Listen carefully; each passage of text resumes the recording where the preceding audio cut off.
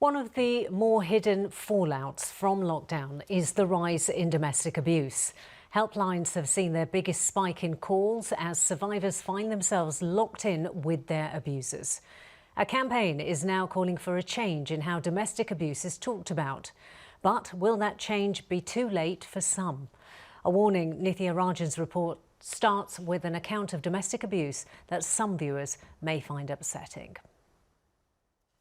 He would strangle me, he would put pillows over my face, he would hold my nose and put his hand over my mouth, slap me, push me, punch me.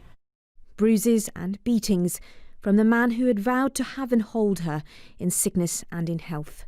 This had become Abigail's normality.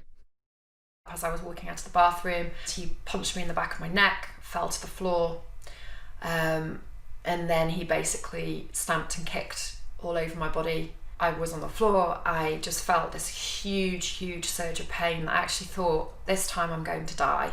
This is it, I am going to die.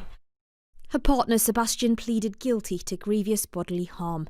He was sentenced and given a restraining order. Abigail was left on a ventilator, recovering from spinal cord injuries, 5 broken ribs and a collapsed lung. But the scars of domestic violence leave more than a physical mark.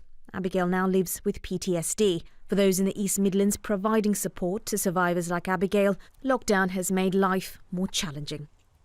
The main issue really with victims is that isolation in their family home. Obviously they are contained within that home address now. Offenders have complete control and power over their victims.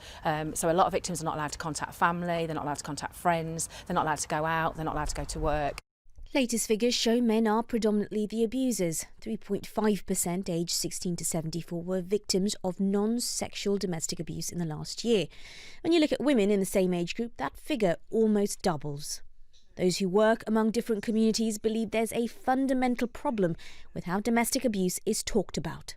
We know that the vast majority of domestic abuse is perpetrated by men, and so many prevention messages have been aimed at women in the past about what women should or shouldn't do to keep themselves safe. Campaigners hoping to change the conversation this year say education is vital. We need to educate the men, not just punish them. Yes, they do need to be punished for what they've done, but we need to educate them. And we also need to do stuff in schools as well with young people. Education might feel too little and too late for survivors like Abigail, still picking up the pieces in the aftermath of her abuse. But her hope is it'll make all the difference for the young men of tomorrow. Nithya Rajan, ITV News. And if you've been affected by any of the issues in that report, then you can find advice and support links on our website. Just go to itv.com/central.